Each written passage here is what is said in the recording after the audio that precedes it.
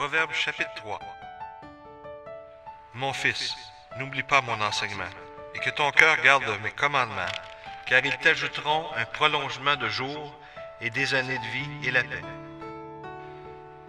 Que la bonté et la vérité ne t'abandonnent pas. Lis-les à ton cou, écris-les sur les tablettes de ton cœur, et tu trouveras la faveur et la bonne sagesse aux yeux de Dieu et des hommes. Confie-toi de tout ton cœur à l'Éternel et ne t'appuie pas sur ton intelligence. Dans toutes tes voies, connais-le, et il dirigera tes sentiers. Ne sois pas sage à tes propres yeux, crains l'Éternel, éloigne-toi du mal. Ce sera la santé pour ton nombril et un arrosement pour tes os. Honore l'Éternel de tes biens et tes prémices de tout ton revenu, et tes greniers se rempliront d'abondance et tes cuves regorgeront de mou. Mon fils, ne méprise pas l'instruction de l'Éternel et n'aie pas en aversion sa réprimande.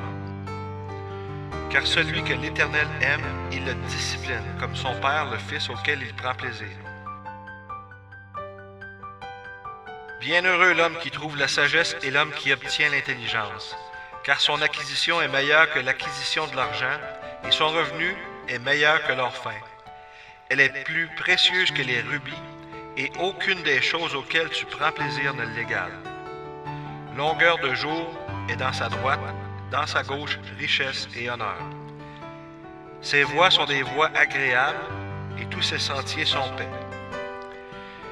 Elle est un arbre de vie pour ceux qui la saisissent, et qui la tient ferme est rendu bienheureux. L'Éternel a fondé la terre par la sagesse, il a établi les cieux par l'intelligence. Par sa connaissance, les abîmes se fendirent, et les nuées distillent la rosée. Mon fils, que ces choses ne s'éloignent point de tes yeux. Garde le saint conseil et la réflexion, ils seront la vie de ton âme et la grâce de ton cou. Alors tu iras ton chemin en sécurité, et ton pied ne se heurtera point.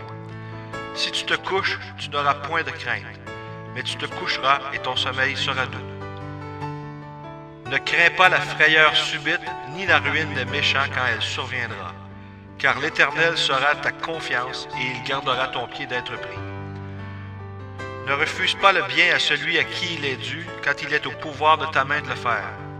Ne dis pas à ton prochain, « Va et reviens, et je te donnerai demain, quand tu as la chose par-devers toi. » Ne machine pas du mal contre ton prochain, puisqu'il habite en sécurité près de toi. Ne conteste pas sans sujet avec un homme s'il ne t'a pas fait de tort. Ne porte pas envie à un homme violent et ne choisis aucune de ses voies.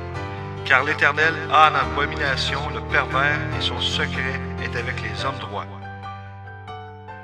La malédiction de l'Éternel est dans la maison du méchant, et il bénit l'habitation des justes.